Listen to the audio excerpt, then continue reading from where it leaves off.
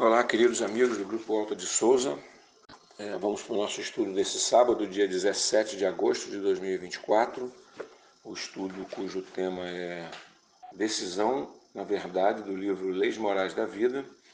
E vamos para a nossa página de abertura do livro Caminho, Verdade e Vida, psicografado pelo Chico, ditado pelo Emmanuel. A lição 140, para os montes. Então, os que estiverem na Judéia, fujam para os montes. Jesus, em Mateus capítulo 24, versículo 16. Referindo-se aos instantes dolorosos que assinalariam a renovação planetária, aconselhou o mestre aos que estivessem na Judéia procurar os montes. A advertência é profunda, porque, pelo termo Judéia, devemos tomar região espiritual de quantos, pelas aspirações íntimas, se aproximam do Mestre para a suprema iluminação. E a atualidade da Terra é dos mais fortes quadros nesse gênero. Em todos os recantos estabelecem-se lutas e ruínas. Venenos mortíferos são inoculados pela política inconsciente nas massas populares. A Baixada está repleta de nevoeiros tremendos. Os lugares santos permanecem cheios de trevas abomináveis. Alguns homens caminham ao sinistro clarão de incêndios. Aduba-se o chão com sangue e lágrimas para a semeadura do porvir. É chegado o instante de se retirarem os que permanecem na Judéia para os montes, nas ideias superiores.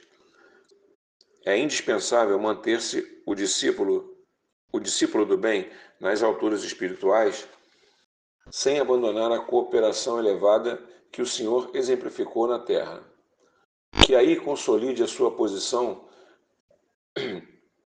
de colaborador fiel, invencível na paz e na esperança, convicto de que, após a passagem dos homens da perturbação, portadores de destroços e lágrimas, são os filhos do trabalho que semeiam a alegria de novo e reconstroem o edifício da vida.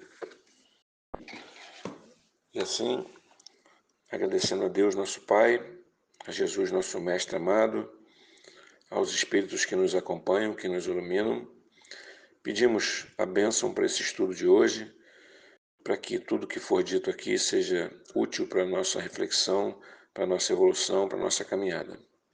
Que assim seja, Senhor, graças a Deus. Bom, gente, o tema de hoje, então, como eu falei, é decisão na verdade. E é um texto que começa com a história de um jovem que era cego e que foi curado por Jesus. E ele ficou muito grato a Jesus e ele foi chamado a depor, por pessoas que provavelmente queriam de alguma forma atacar Jesus, para que ele dissesse quem foi que curou ele, como é que ele se sentiu, como é que ele foi curado.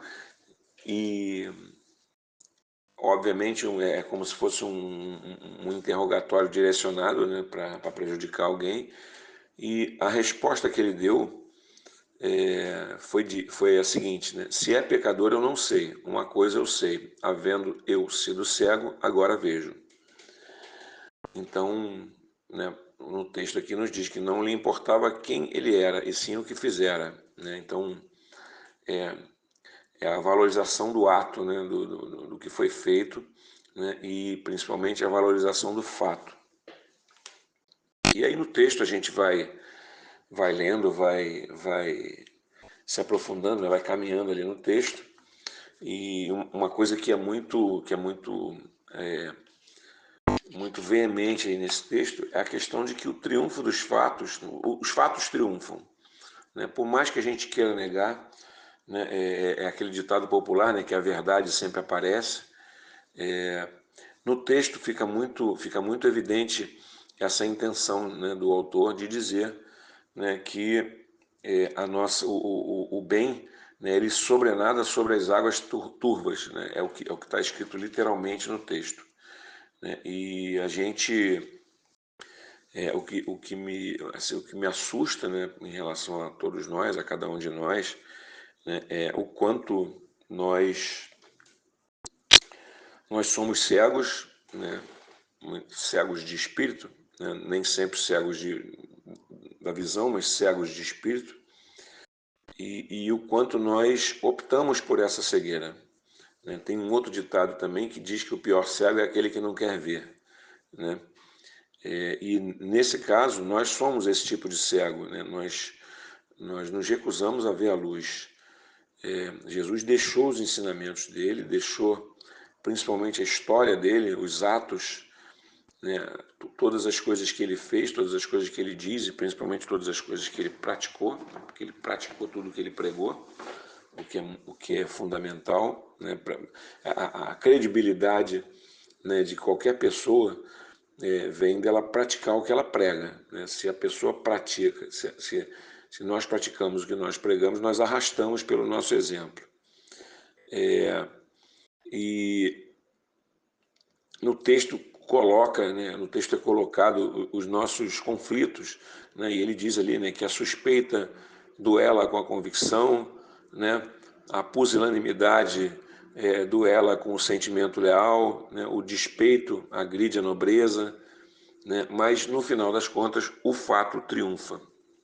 E nós, né, como eu vinha dizendo, nós optamos, né, no meio, né, nas profundezas das paixões humanas, do nosso orgulho, da nossa vaidade, do nosso egoísmo, né, e principalmente, né, especialmente aqui em relação ao que o texto diz, né, da nossa preguiça espiritual, a nossa preguiça em evoluir, porque evoluir demanda esforço, né, as nossas conquistas, sejam elas materiais ou espirituais, elas demandam esforço, demandam empenho, né? Muitas vezes o sacrifício, a renúncia de prazeres, né, do dia a dia, né, os prazeres mundanos, mas na nossa preguiça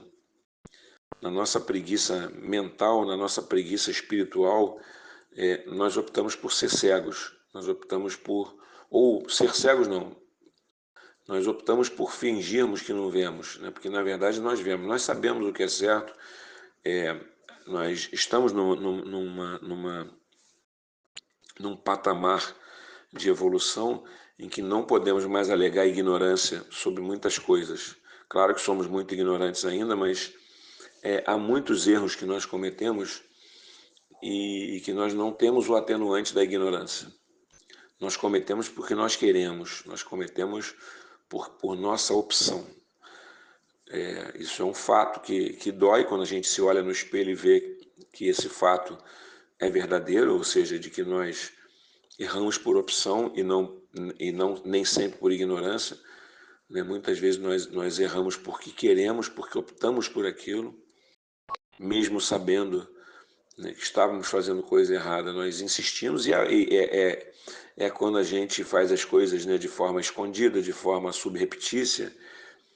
Né? Se a gente está fazendo alguma coisa que a gente sabe que está certo, a gente faz isso às claras, né? A gente grita aos quatro ventos. Quando a gente faz na base do cochicho, por baixo dos panos, né, escondido, é porque a gente sabe que está fazendo errado. Né? E aí vem o que eu digo, é a nossa cegueira, a nossa cegueira opcional. Nós optamos por fingirmos que não estamos vendo e não temos o atenuante da ignorância. E isso é uma coisa a se pensar, é uma coisa que a gente precisa muito meditar sobre, né, que é por que nós insistimos, por que nós fazemos isso, por que nós optamos, sabendo que temos a luz, que Jesus nos deixou a luz, por que nós optamos pelas atitudes trevosas, por que nós optamos pelo que é mais fácil. Né? Por que será? Né? Talvez pelo menos para mim, né, é a grande reflexão desse estudo, desse texto. Né? Nós optamos por errar. Por quê? É algo que a gente precisa pensar muito, né? Porque é muito grave. Né? O pior erro, né? O pior erro é esse que nós cometemos sabendo que estamos errando. né? Nós não nos esforçamos, nós somos espíritos indolentes, né? Nós recusamos muitas vezes o esforço de melhorarmos, de evoluirmos, de caminharmos para frente. E isso é muito preocupante, né? Nós descobrimos o que nós fazemos, né? Diante de tanta luz que foi deixada, a gente optar pelo caminho da treva. A gente, também, como diz o texto, né? A gente se cuidar contra a cegueira imposta pelos preconceitos, pelo orgulho, pelos descalabros de todo porte. Isso está escrito literalmente no texto, né? Nós precisamos nos cuidar disso e pela nossa preguiça, pela nossa indolência, nós não cuidamos, nós não nos cuidamos, né? No texto já diz, né, que nós já fizemos o nosso encontro com Jesus e temos a claridade à nossa disposição. Então, sair da treva, sair do movimento, né, no movimento nas sombras, do movimento suspeito, do movimento por baixo dos panos, né, requer esforço. Requer esforço e nós precisamos fazer esse esforço.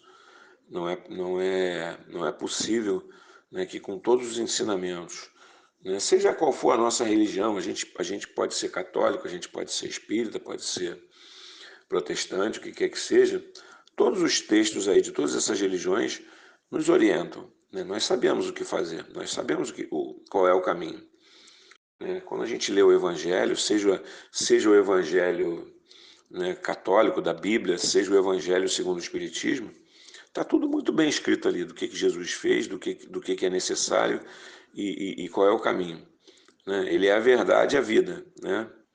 Ele é o caminho, a verdade e a vida. Então o caminho está pronto. E por que a gente não pega esse caminho que está pronto? Por que a gente vai pelos atalhos escusos? Por que a gente vai pelas, pelas vielas, né, suspeitas, em vez de ir por um caminho que já foi deixado pela gente? Isso é algo que me assustou muito, né, refletindo sobre esse texto que eu li para esse estudo. Por que nós seguimos, né? Nós saímos de uma estrada iluminada e vamos por uma estrada escura, cheia de percalços, cheia de abismos, cheia de barrancos, né? E nós caímos nesses barrancos, né? Estamos sempre caindo e levantando, quando nós temos à nossa disposição uma estrada pavimentada de luz, né? E uma estrada do bem, que nos levaria direto à evolução, nos leva direto ao Pai. Então, creio que é isso que é a reflexão de hoje, né? Vamos tentar sair da treva, tentar sair da nossa cegueira. Agradecemos a Jesus por ele ter nos aberto os olhos, ainda que nós prefiramos muitas vezes manter o olho fechado. Ok? Então é isso, gente. Vamos agradecer agora, fazer a nossa prece final, agradecendo mais uma vez a Deus, nosso Pai, a Jesus, pela luz que nos deixou, pelo caminho que nos pavimentou, e que os bons espíritos nos ajudem a não nos desviarmos desse caminho de claridade para o caminho da treva. Que nós possamos, então, fazer o esforço de nos mantermos no caminho que, no final das contas, é o mais claro, é o mais simples de seguir. Que assim seja, Senhor, graças a Deus, que Deus, Jesus nos abençoe.